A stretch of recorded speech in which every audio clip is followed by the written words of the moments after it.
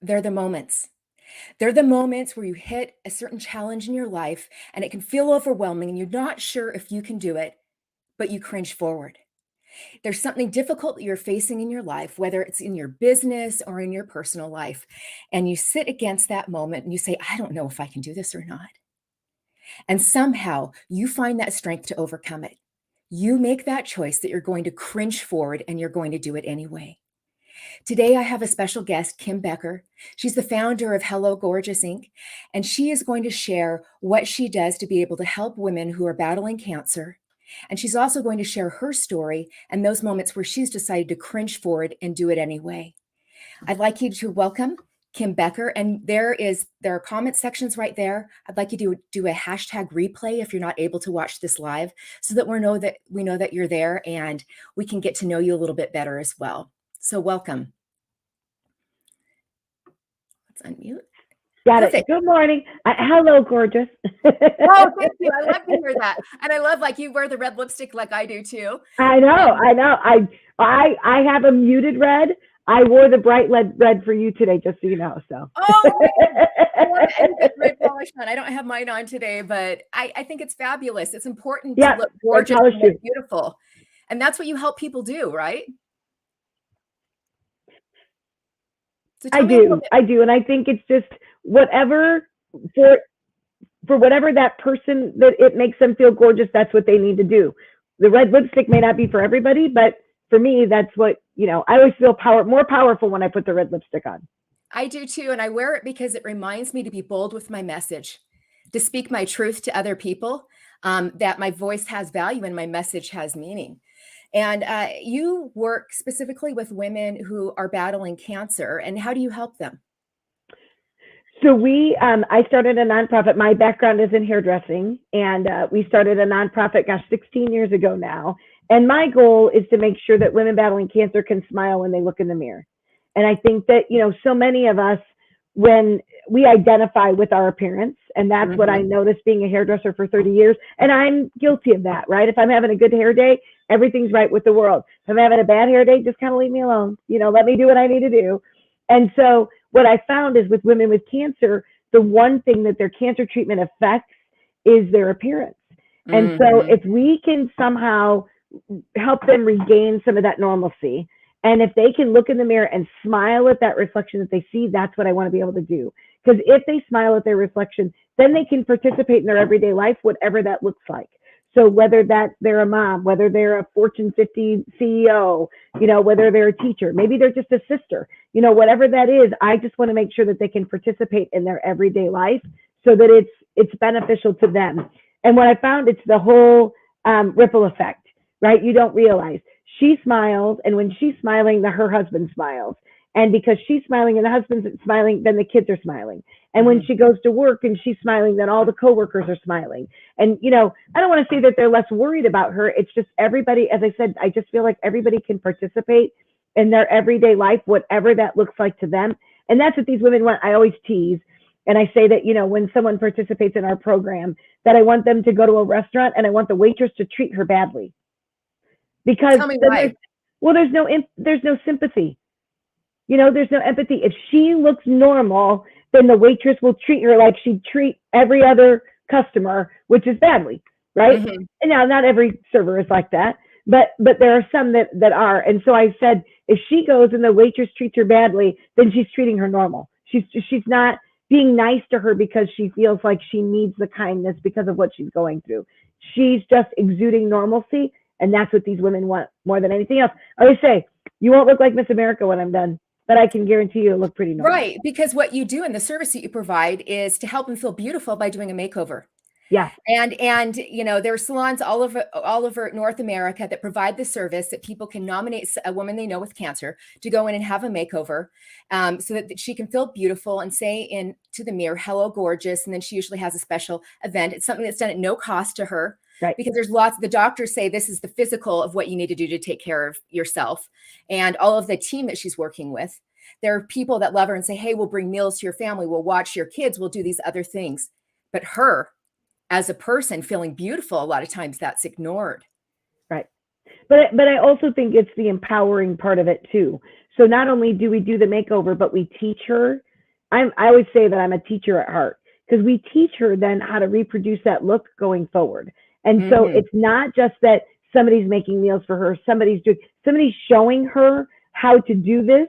And if she can stand in the mirror and draw her eyebrows on and make her face look less affected by the steroids and all those things, she feels empowered. And that's truly what it is that she feels like she's got power over nothing. She doesn't have Mm-hmm. any power over her kids. She doesn't have any power over her cancer. She doesn't have any power over her treatment. We can show her what she can do to help her feel powerful when she looks in the mirror. That's what I want to be able to do. Because when you get that power there, then that power then bleeds off into every other aspect and every other area of your life. Oh, it does. I mean, and I'm a firm believer in that, dude. I told you I'd probably need the tissues. I've never personally battled cancer. I think that any woman out there, if she hasn't had that challenge she's been up against before, she knows someone else who has. That's right. And that's just the truth of the matter. And it might not necessarily be breast cancer. It might be some other form of cancer that she's had to endure. Or myself, I look and I say, all right, I've got this friend, like my one of my really good friends I went to high school with, at about 38 years old, was diagnosed with breast cancer. And I wanted to be able to help her. I wanted to be able to do something to feel special. And I was able, I sent her a box with like some bath bombs and stuff like that, because I wanted to make sure there was something for her specifically, not just for her family or the people around her, something that would make her feel special. She could relax, a pair of comfy socks and everything like that to keep her feet warm, just to know that she was snuggled. And I said, what can I do for you? And she said, I want you to send funny memes. When you randomly see them, I want you to message them to me, because I want something to make me laugh and to smile. I don't want to talk about the fact that I have cancer.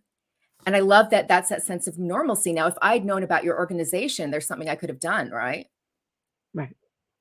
So tell Right. me what I can do. So I know there are people out there that are watching or they're listening today. What can they do if they know a woman that's battling cancer right now? Well, the first thing is, and I'll tell you about the services that we offer with Hello Gorgeous, but the first thing that I want to be able to tell anybody that has a friend that's battling cancer, I want to encourage you to change your verbiage a little bit. Tell Because me. we as women think that we're selfless and that we can do it all. We're not selfish, we're selfless. And so if somebody comes to you and says, how can I help you? The first thing the woman's going to say is, nothing. I don't need anything. I got it. I can do it myself, right? As moms, we get up every day, we put our Wonder Woman cape on, and we just go and do whatever that needs to be done. If somebody asks me if I can help them, it implies that I'm weak and that I can't do it by myself. Ooh. Yeah. It's that So position of like a rescuer or whatever. that's right. And so we don't want to be helped, but what we want is to be supported. And so what I did was I started to change my language. And instead of saying, how can I help you? My question is always, how can I support you? And so to me, the support implies we're going to do this together. I'm not implying that you're weak. You might need a little help. Maybe you just need somebody to walk alongside you right now. And so if you have someone that's battling cancer and you say to them, how can I support you? You're going to get a much better and maybe a more honest response than, and you want to help, right? You're asking because you want to do something. And so when they tell you, no, I don't need anything, it's just, you feel helpless. You're being affected too. And so that's the one thing that I want to encourage your listeners to do, is to change that verbiage from how can I help you to how can I support you? Because that'll be huge. How can I support you? How can I support you? Right. Yeah. And not to assume that how someone feels a certain way about it either, right? That's Because right. everyone's is different, and she's going to have that different emotion that's associated with it, and she's going to handle the challenge differently. That's right. That's right. That's right. So that'd be the first thing. And then the second thing is that if you visit our website, which is hellogorgeous.org, we first of all encourage your loved one to visit our website, because we've got a ton of free resources on there, which is awesome. But we also have something called a hope chest. And what I found, and we can talk about this later, but I lost my husband 5 years ago. And, the one thing was I never felt alone, at least not for the first year. And even after Mike died, I kid you not, I just found the big envelope of cards. 8 weeks, for 8 weeks, every day for 8 weeks, I came home to no less than 15 to 20 sympathy cards in the mail. No less. It shows you the impact that you have on other people, and how, Yes. But it was just nice to be able to have those things for somebody to know that they were thinking about me. right? Mm-hmm. The one thing that I always say with our program is one of the reasons that the reveal party to me is so important is because people don't know what to say, so they say nothing and stay away. And so it's the same thing when you're a widow. People don't have the right words. Now, the first year, everybody's all about making sure you're okay. And then the second year, once they see that you're okay, then they kind of drop off because everybody else goes back to their normal life. And as a widow, your life isn't normal anymore. It's completely, turned upside down.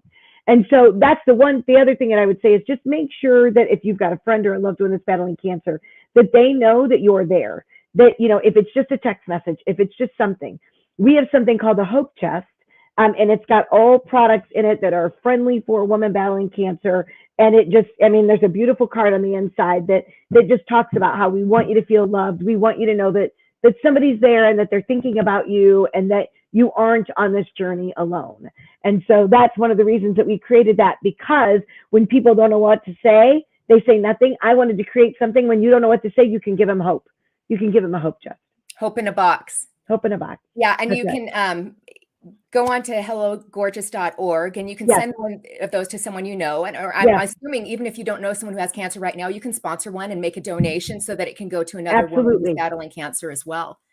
And that's especially important. And I know that you have that delivered because for a time period, COVID, it affected a lot of nonprofit organizations, but especially yours, where there are immunocompromised women to be able to go to hair salons, which we know those were closed and everyone decided to make the terrible choice of what they did to their hair during the COVID. But I'm sure that really shifted your whole business model and you had to cringe forward through that. Tell us a little bit about that, Kim.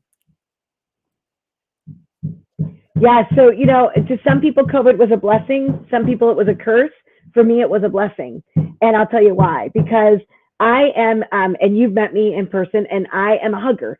And so I'm all about, being in the same space and the energy and being able to give you a big hug and all those kind of things.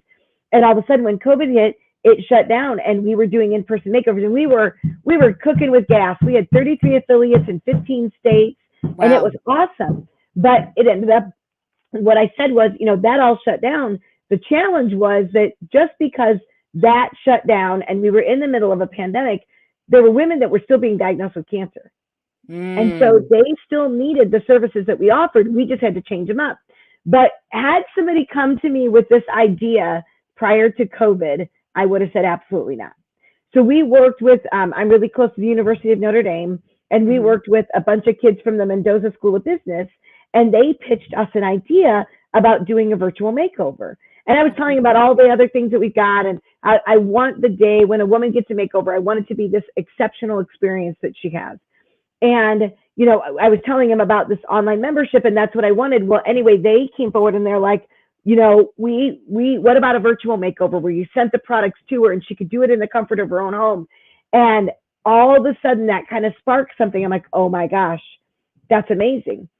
But had we not been in the middle of COVID, I would have said absolutely not, because she needs to be in person. We need to touch her. We need to hug her. She needs to know that she's loved, all those things.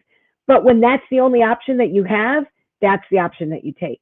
And some women are really private about it, and they might be an introvert and feel uncomfortable being the center of attention. I mean, we're both extroverts, so I'm like, hey, shine the light on me. This is all about right here, right? That's right. Well, but the other thing is too, when you look at the statistics, last year more than 800,000 women were diagnosed with cancer. Really? But yes, and that didn't include the women that were diagnosed the year before that continue to go through treatment. And so even with our 33 affiliates in 15 states, they're helping one woman a month. I'm not even putting a dent in it. And so now that we've got this virtual option, it's amazing because of the fact that I can reach so many more women. We actually sent a virtual makeover to Alaska and one to Canada. And what's great is I don't have affiliates there. So now using this as an additional layer to our program, it gives us the ability to be able to help as many women as possible. And you're exactly right. There's some women that maybe don't want the in-person makeover. They don't want all that attention, but they want to look good when they go out in public so they can do the virtual makeover. And then you've got the women that do want all of that attention and that love bestowed on them. So then we have the in-person makeovers. So what I love is that we're just creating all of these different things that we can meet the women right where they are, right? Wherever, it doesn't matter where you are, but we've got a program to be able to make sure that we can serve you at whatever capacity you need to be served.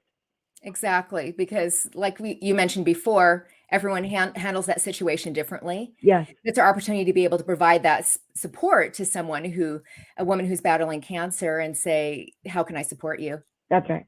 You know, That's hello, exactly right. gorgeous. I'm glad that I have the opportunity to be a part of your life. And That's I right. love the, oh my gosh, maybe our looks shouldn't be as important to us, but the fact of the matter is that they are. And it's not just a societal pressure of this is how a woman should look or act, or, you know, the beauty industry saying, you know, my eye wigs are the thing that I need to be wearing right now to be able to make my eyes pop, or, you know, I didn't contour my face today so you can see the melasma on my skin because I'm 45 and that's my genetic thing with like, but whatever. Because like you said, it's meeting them where they're at. Mhm. And maybe that woman didn't wear a full face of makeup before she had cancer. And that's not necessarily what you do either. She doesn't necessarily have to have the whole thing either, right? No, no. And so that's just it. What we do is we give them all the education. And here's the thing, right? Maybe they didn't do the full face makeup before, but maybe they want it now. You know, maybe because what we hear all the time is that women, when they go through this, right? So here's a little bit of the background. Chemotherapy is set up to kill all the fast growing cells in your body, Hmm. and it can't differentiate between the good cells and the bad cells, so it kills them all. And that's why there are some chemotherapies, you lose your hair, you lose your eyelashes, you lose your eyebrows, you lose your nose hair, so your nose runs all the time. Oh, And so really? what we hear more Like times even your than nose, not, I had yes, no idea. yes, yeah, It's and so those everything. little hairs are what catch that moisture in your nose, in your inside your nose, and then all of a sudden you don't have that anymore. So your nose runs constantly. So then you get, red around your nose because you're wiping your nose all the time. And Yeah, so that you yeah. help people like And correct so, that with the makeup and everything like that. So, right, we can help all of those things. And but what we hear more than anything is that they don't feel girly, right? Because mm. cancer steals everything that makes you feel like a woman. And so we can show them how to replace some of those things, whether it's how to draw your eyebrows back on, whether it's how to draw your eyelashes on. And I always say, I always tease, I was lucky when I went through my cancer battle, they were able to See, do a and that's what surgery. you haven't mentioned before Yeah. is not So only were you a salon or owner to be able to help women feel empowered, you know, through the way that they look, you've personally battled cancer as I well. have, yes. And I was very fortunate because it was just a surgery, not just, I mean, it was a pretty invasive surgery, but it was surgery, but I didn't have to go through chemo and radiation. Mm. And so, but during that time, I pull my hair back off my face and I thought, I can rock bald. I'd be okay. I could do without my hair. I'd be all right. But it's not that as much as it is then losing your eyelashes and your eyebrows, because that's when Mm. you look sick. That's when you look like you have cancer. And so I think that those are the things that we want to be able to do to just help these women be able to replace some of these things so that normalcy can set back in at whatever level that looks like at that point in time. Right. And it's not normal to go through that. And you were mentioning before that people then it puts the attention on that woman. Right. She might not want that attention, or she might want it in another factor because she doesn't want to have the same conversation over and over again, or the looks at the grocery store, like, you know, she's wearing the kerchief on her head and she's, you know, her face might be sallow or whatever it is, that it's something that visibly a lot of times that you can see that cancer in someone else Yeah, and feeling normal, like you mentioned before, if she goes to a restaurant and not even being acknowledged and being treated poorly, that's a sign that things can move forward like that. So that's right. That's tell right. me, you've shared a little bit about cancer, about what you do with Hello Gorgeous. Is there anything else that you've faced in your life where you've made that decision that you need to cringe forward, Yes. face that obstacle? Yes. So 2017 was a really, really, really difficult year for us. In 2013, I always said, so we have two mobile day spas. And so they're basically salons on wheels where we can do makeovers anywhere. And it Oh, just wow. ramps up the element of surprise because of the fact that I'm a self-contained salon, so I can do it anywhere. In 2013, we were gifted a beautiful $250,000 vehicle. And it was my palace on wheels. It's what I always wanted. I had, granite countertops and ceramic tile floor and a stackable washer and dryer inside. I mean, it was beautiful. Uh-huh. And in April of 2017, I lost that dream to a fire. My Really? mom, yeah, my mom called me. We'd just come home from a volunteer meeting, and my mom called, and she was hysterical, and she's like, the bus is on fire, and I'm like, what? And she's like, the bus is on fire, and I got off the phone. I said to Mike, yeah, we probably better go. Look, my mom said the bus is on fire, and Anyway, we get out there and literally my dream is up in flames. You know, the image is on the side and there's just these flames. You watch the firemen like throw their axes through the windshield and destroy the door so they can get inside and put the fire out. And it was awful. And so we were dealing with that and figuring out how to move forward. And 2 months later, June, I lost Mike, my husband. So you lost your husband right after you had this devastating fire where you had this mobile trailer that could go and give these women with cancer makeovers an opportunity to serve. And then your husband dies shortly after that. Yeah. So that put you in that position where you were up against something that I wouldn't necessarily, who wants to go through a difficult time or trial, right? Right.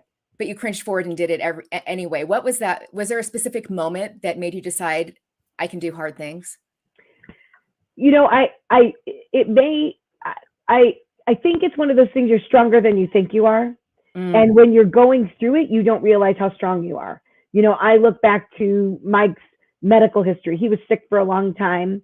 And, you know, there were constant interruptions, whether it was emergency room visits or elongated hospital stays. And actually the bus had caught fire and then he ended up getting an infection and he was down in Indianapolis. They took him by ambulance down to Indy and I was actually in Indianapolis for 2 weeks. And there wasn't anything that I could do. I mean, I had to be down there on top of dealing with the bus fire. So hang on just 1 second. I have to finish this interview. So no, I'm good.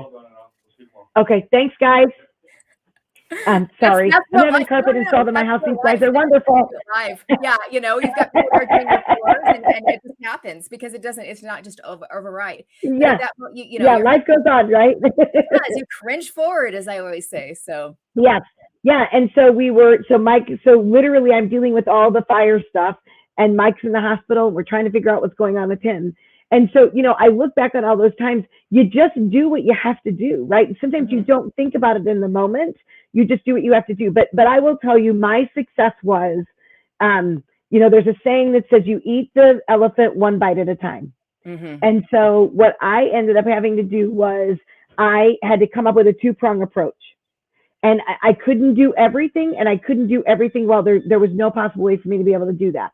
And so what I did was I decided that I was going to, my son was just getting ready, our son was just getting ready to enter high school.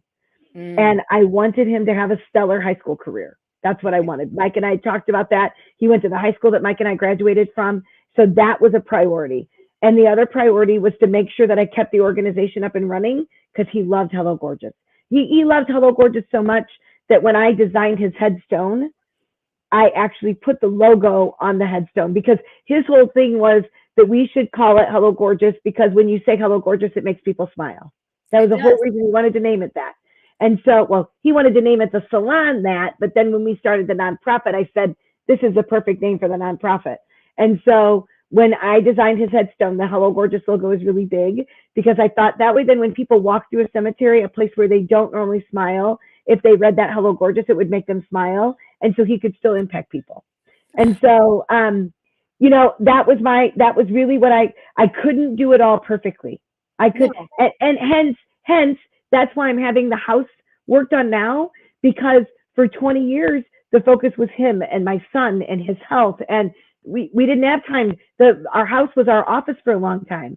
And so now him being gone 5 years and my son just finished his first year in college, it's okay. Now I can take a step back and do some of the things to the house that Mike would have loved to have been able to do. That I space so that you can cringe forward, so that you have a place where you feel safe, welcome, and it's about you.